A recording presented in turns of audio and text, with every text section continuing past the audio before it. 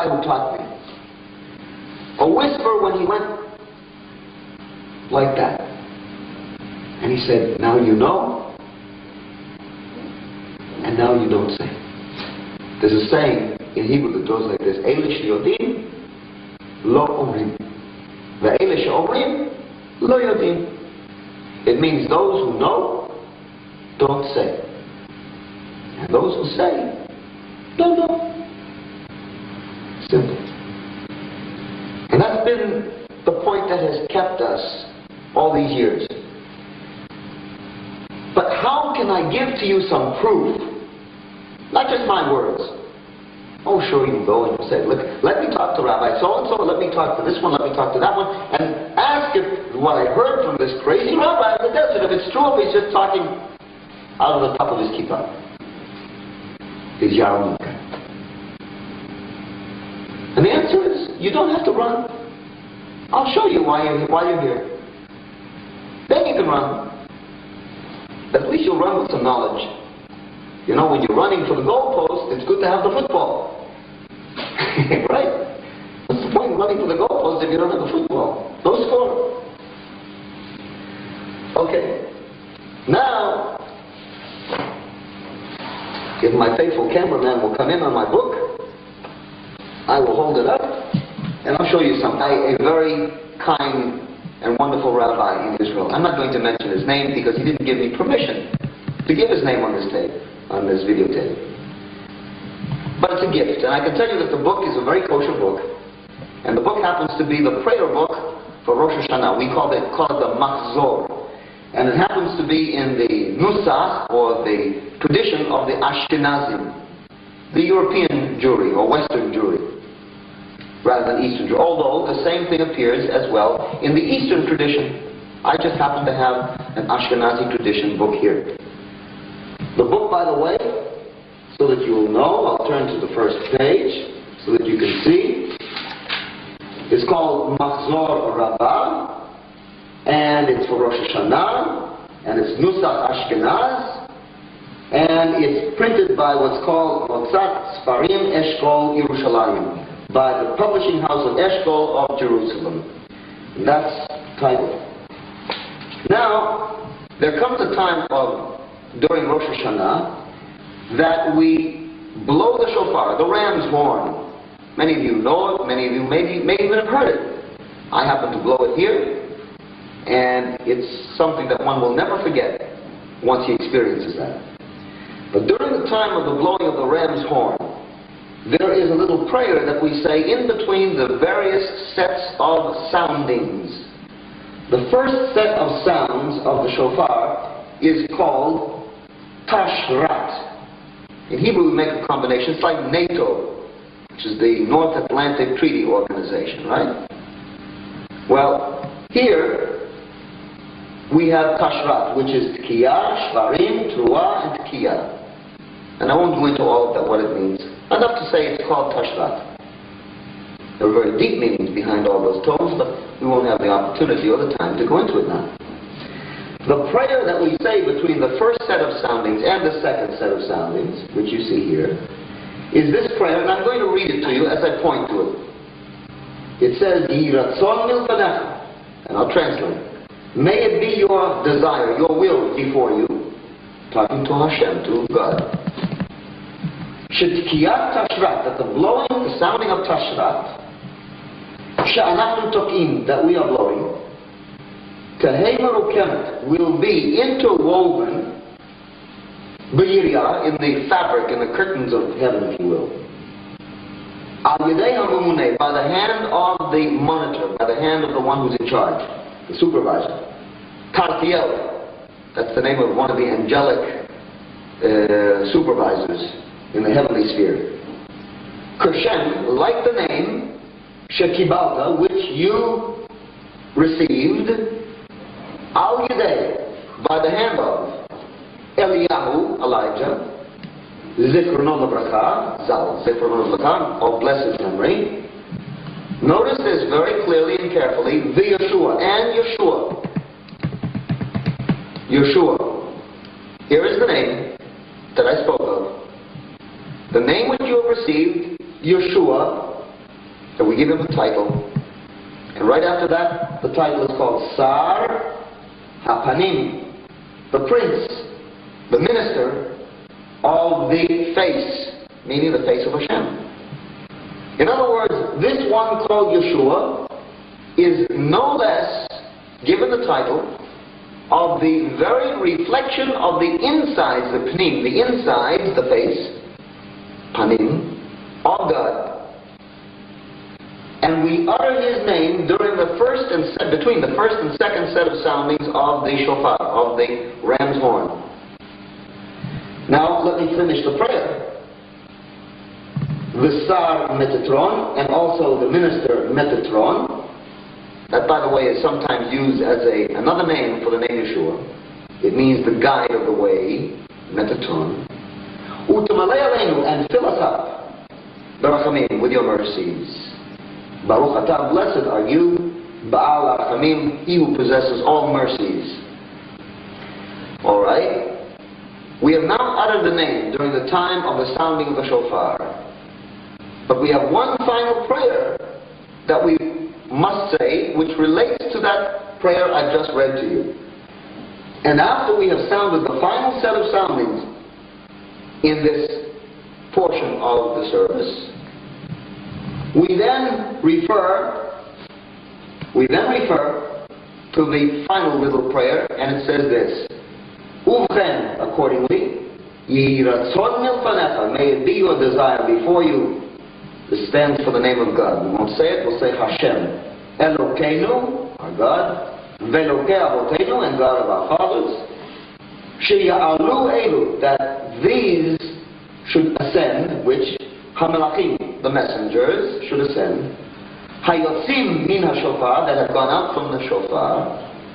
Umin hatkiya, and from the tkiya, one of the notes we have sounded. Umin hashvarim, also a note. Umin hatua, a note. Umin hatashrat, umin tashat, umin tarat, the three soundings, three sets of soundings. Lifnei chisei chodecha, that the name, remember the name that we have called out, that it should go before your throne of glory.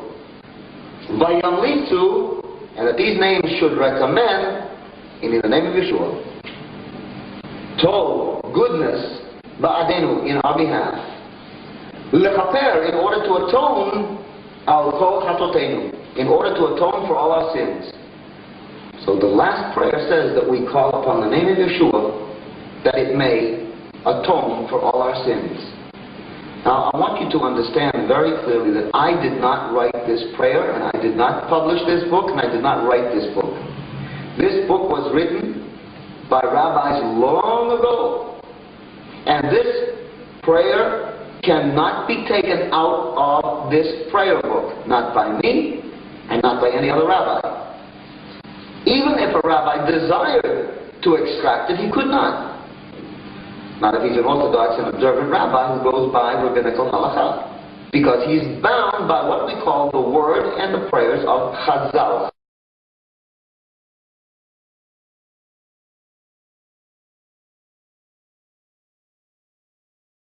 Even if a rabbi desired to extract it, he could not.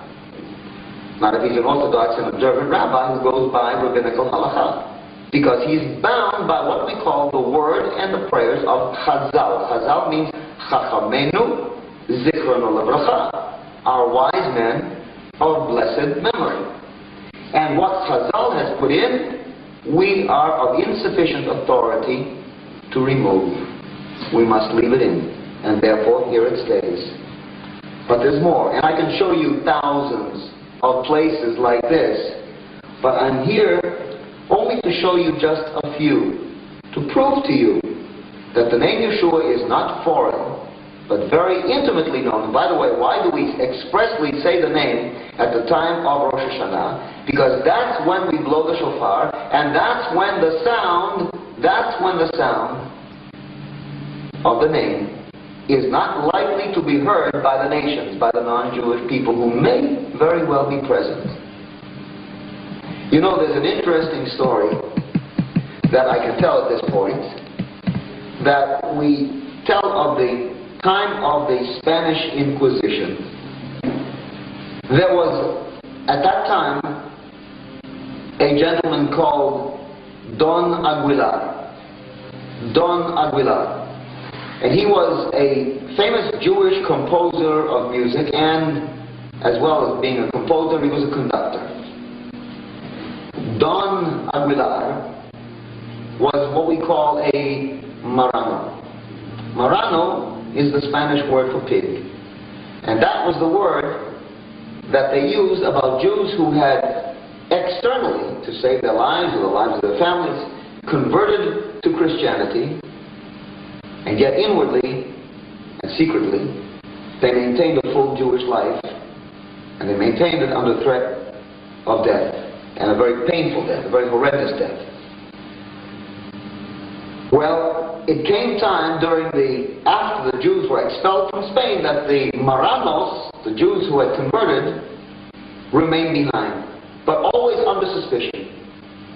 And of course, during the time of Rosh Hashanah, the commandment of the Torah is, you must hear the shofar blown.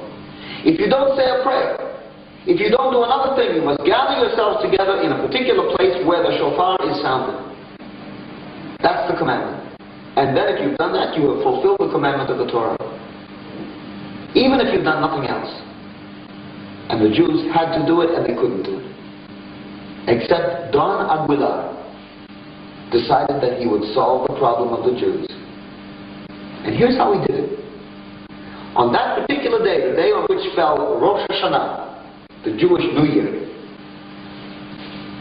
the festival of the blowing of trumpets, called in the Torah, the Bible, he called a great concert, and he invited at that time Queen Isabella, King Ferdinand, that they should all come, and the whole royal court, and all the Christians, all the court of the church, the whole hierarchy of the church, that they should come as well. And that they should hear the concert, which was going to be music of all nations.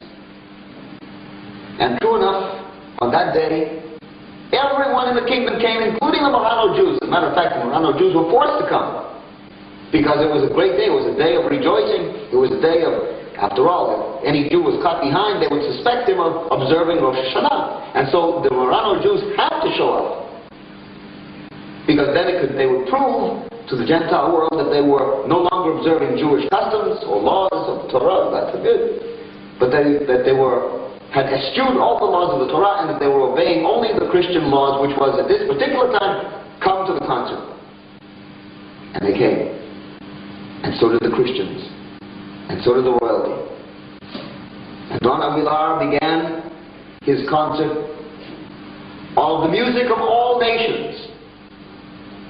And everyone was thrilled by it, as the various musicians stood up and played different compositions, all in a medley of a song from all the nations of the world. And finally there was one section in which the musicians stood up, and they had a very strange instrument in their hand, known by no one, an instrument which we know as the ram's horn, the shofar.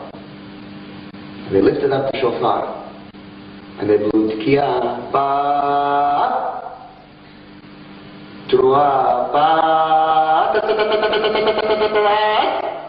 Trua Shvarim, ba, Shvarim Trua, ba, Trua, Tkiya Gdoila, ba. All the Jews in the hall knew it was happening. And every heart beat faster. Every ear and every eye watched for and listened for the Mashiach. They knew it, they felt it, they could see him coming, they could hear him coming. And not a single Christian knew what was happening. Not a single Christian realized that every Jew in that hall was calling upon the name of Yeshua, and not upon the name that they had accepted via the Christians under forced conversion. That they were listening to the sound of the shofar, and that they were uplifting the name of Yeshua, which, had they been discovered, they would have met with a terrible death at the stake.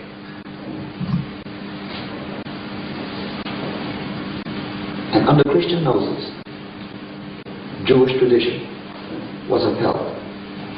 But for this reason, we have had to keep it secret. This is our tradition, this is our history, forced upon us, albeit by the Roman exile and by the church, which had to come together with the Romans. After all, there was a political détente with the church. You couldn't have a history, you couldn't have a religion together with a government. The Roman government, the civil Roman government, could not join hands with the religious element unless they agreed. You can't have the religion preaching that the Jews are going back to their homeland when you have a political element saying we're going to take them out of their homeland. And so the religious element agreed, yes, we will obey all the laws of the politics, and we will say, okay, the Jews, forget about it, they're finished. And that's what is the hallmark of the Gentile book, which is called the New Testament. There's no return in it of the Jewish people to their homeland. The message of the prophets is not carried forward. They say the message of the Messiah is carried forward, but it isn't, because the message of the Messiah is the return, the ingathering of the exiles. It isn't a spiritual one, it's a very physical one, and together with that physical one are tremendously important spiritual overtones and undertones. But there's not a separation. The Messiah he's not cooking a barbecue in heaven someplace. He's coming back to this land to govern, to rule in what we call the kingdom of the Mashiach for 1,000 years. That's real. And he's doing it in his day. And this day, while I sit in Fortress Israel, I can now speak this without fear that the Gentiles are going to murder me or my family.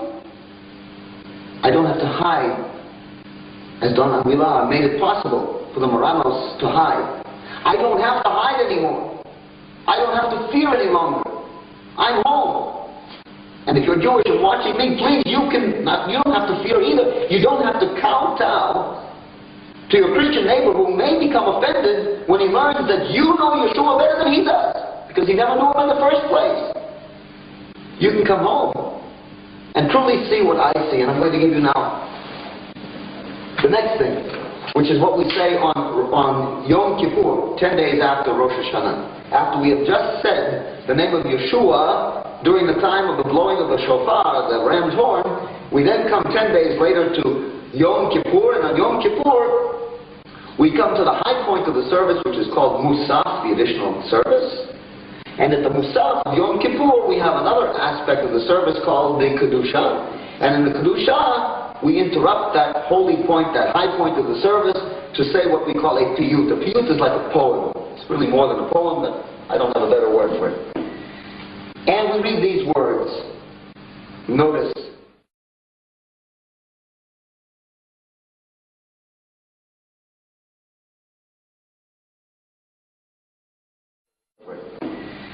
And we read these words. Notice. Pina menu Mashiach tzidkenu. Torn away from us is Messiah, our righteousness. Someone tore him away from us. Someone ripped him away from us. Pulatznu ve'ein min tzedkenu. We're in a state of collapse, so we have no one to justify us.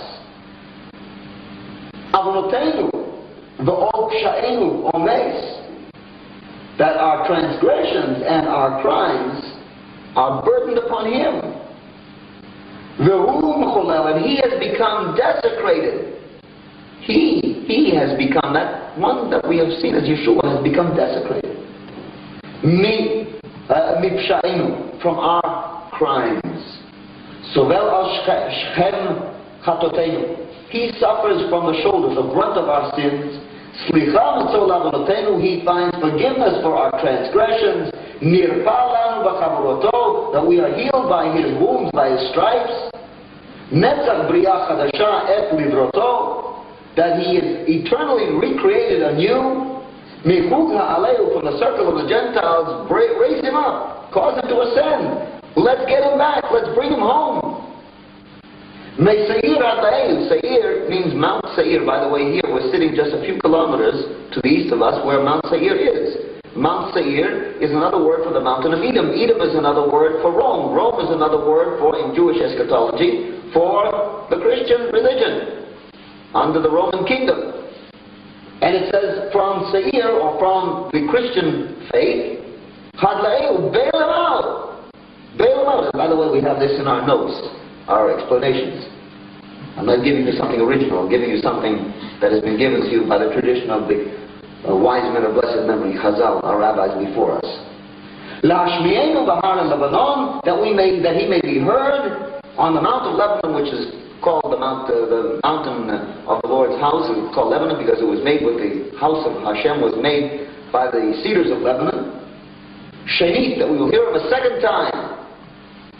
B'yad Yinon, by the hand of Yinon, and Yinon is another name that we use in Gematria to stand for the same name that we read during Rosh Hashanah, Yeshua. Yinon is another one of those secret names. So you see, with all that, we talk about the same thing, the Mashiach, who has been forcibly taken away and bound in chains and kept in chains by the non-Jewish world for all these years, while they have upheld not him, but someone who is not really a defender of Israel, as Moses was to be, and as the one who would be like Moses was to be, but the accuser of Israel. And so we are to rescue him. We Jews are to redeem the Mashiach. Can you imagine that? We Jews have a job of redeeming the Mashiach. Yes. In good Jewish eschatology, in Midrashim, written by our rabbis, we're told that the Mashiach has been sitting in the exile together with us and suffering every death that we have suffered, because Isaiah 53 talks about Bimotav in his many deaths. And he has suffered over and over again, especially in our generation, 6 million deaths. And when the Mashiach returns, you can be absolutely sure that when you look into his eyes, that you're going to see 6 million sets of eyes which have been turned coal black from the gas chambers and the ovens. You're going to see a Messiah who has suffered, my friends, not just suffered from the cross, suffered and continually suffered for 2,000 years in 3 crusades, because when they locked us in our synagogues to be burned, when 1,000 Jews were locked into a synagogue and the synagogue was set alight, and those on the outside were singing, "Glory be to Jesus," inside, where the Jews were being burnt to death, and where the screams of men, women, and children were coming, in there was Yeshua. In there was Yeshua dying. Believe me, and I ask you straight out, if that scene were once again, and God forbid it should ever be repeated, but we have every reason to think it may be, God forbid, where will you be on the outside singing songs in praise to Jesus because the Jews are burning? Or will you go inside and burn together with the Jewish people and together with the Messiah who's burning with them? Because that's the real Messiah. That's the suffering servant of God. He's the one that suffers, not suffered once, but suffers continually and continually and over again until that final moment. And why do you think we've not been able to say these words? Could I speak these words if I were living in the United States of America before a Christian audience? More than likely I'd be stoned. I don't even say more than likely, because I was there.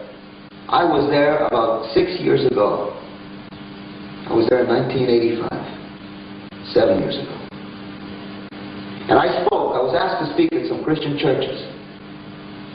And when I spoke, I remember specifically saying at one point in my message, I look forward to the day of the message given to me in Yechezkel, in Ezekiel, the 37th chapter, we call Lamed Zayin, 37th chapter, where it says, all the bones of the whole house of Israel will come together, and we will come up and out of our graves, and the whole house of Israel will live again. And I said, and that means 6 million Jews who suffered at the hands of Hitler and at the hands of that Nazism which grew up in the garden of Martin Luther's Reformation, the garden of Christian Reformation. Hitler, who spoke Martin Luther's words to to validate his filthy ideas, his Third Reich. This, my friends,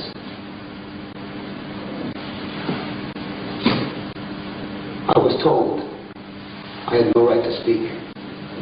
They came to me afterwards and they said to me, you must never again, in all the tour that you're going on, in the 5 weeks that you're going to be speaking, you must never again say those words, that the Jewish people will rise again from the graves and they will include the 6 million of the Holocaust. And I asked, why not? This is my hope, this is my whole being. In this I live. If I couldn't believe this, if I didn't believe this, I wouldn't be a human being, I wouldn't be a Jew, I wouldn't even want to live. If I had to relegate those 6 million to a grave forever, because the Christians say that they didn't believe in their Jesus Christ, I would want my life to end.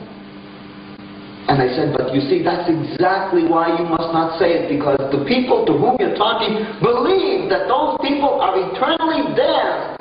Not only were they put into the gas chambers just because they were Jews, not only were they taken from their homes and their families, not only were they ripped apart, not only were the babies thrown live into flames,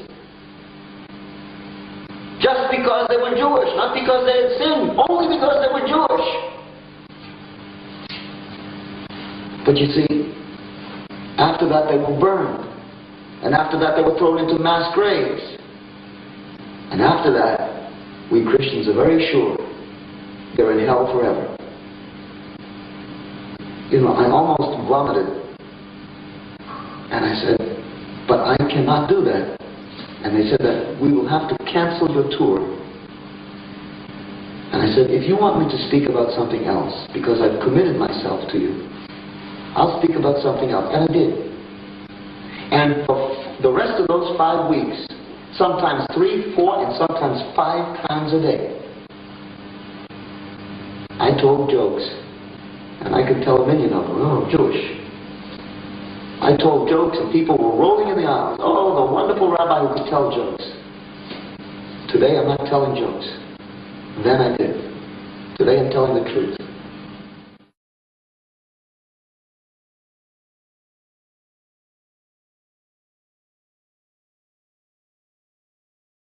Today I'm telling the truth.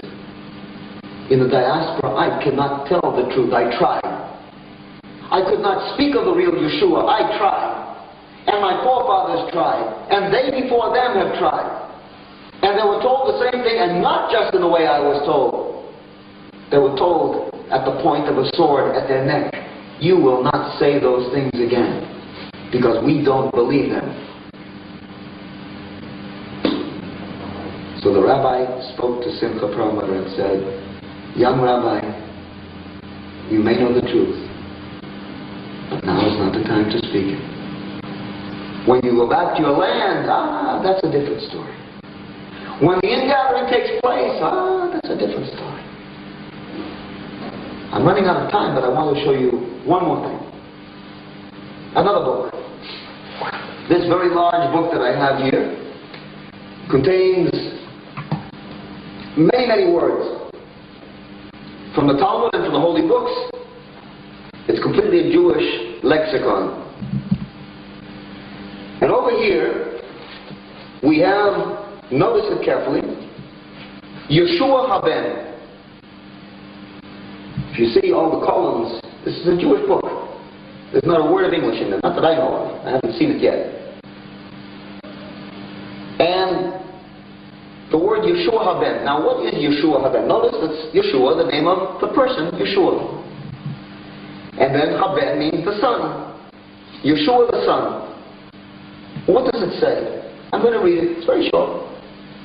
It says, Kinui Letekes, meaning a shortened form or a nickname of the ceremony, Shel Pidyon Haben, of the redeeming of the firstborn. You see, in Judaism, when a mother gives birth to a first child, and that child is a male, and it passes the womb, that child then 30 days later must be redeemed, because he doesn't belong neither to the mother nor the father, he belongs to Hashem. And he must be redeemed. How do we redeem him? With 30 pieces of shekel, 30 pieces of silver. And who is it paid to? The Kohen, the high priest. And then he's redeemed. And that ceremony, by the way, is called Yeshua Haben. Because we call the ceremony by the same one.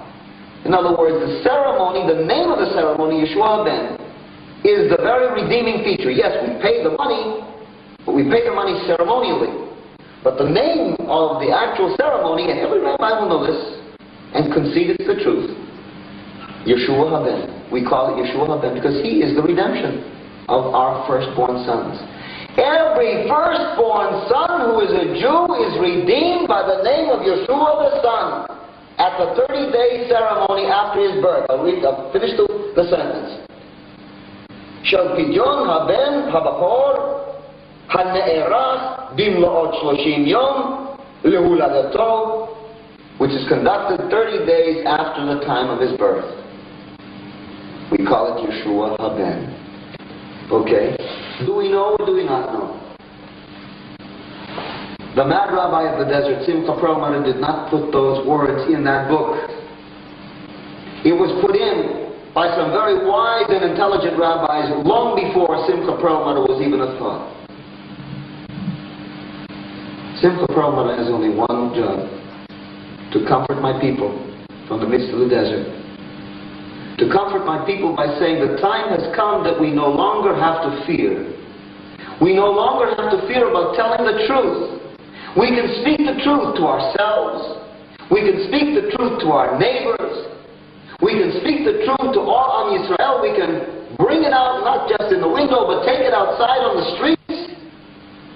And not worry about thieves, robbers, rapists, and murderers. We can bring it to the light, the beautiful sunshine of Israel. We can bring it to the beautiful flowers of the Galilee.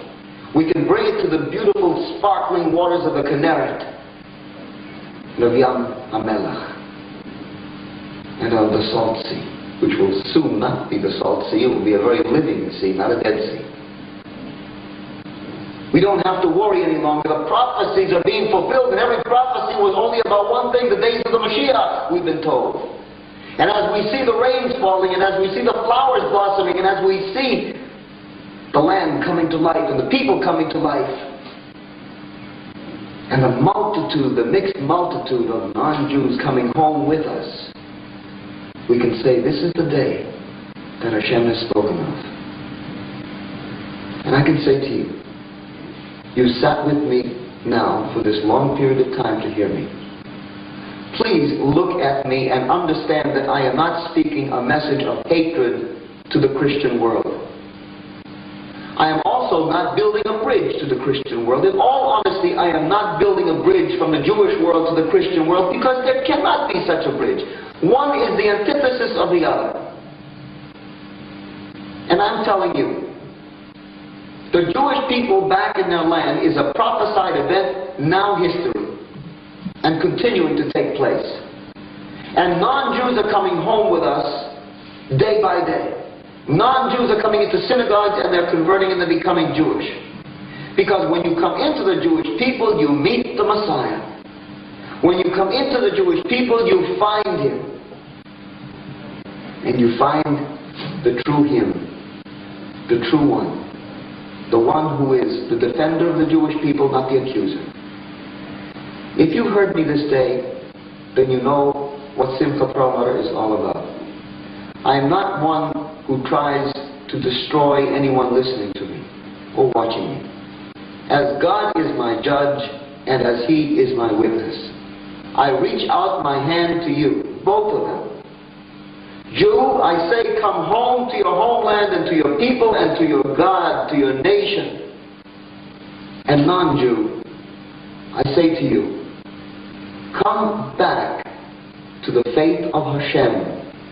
Come back to the faith which was handed to Moshe and on down the line in an unbroken chain until every Jew of this day, and not the least among them, is the one who is being redeemed from the Gentiles this day, Yeshua, whom we will hear for a second time on the mountain of the house of Hashem. Dimhera b'yameinu, quickly and speedily in our days. God bless you. Amen.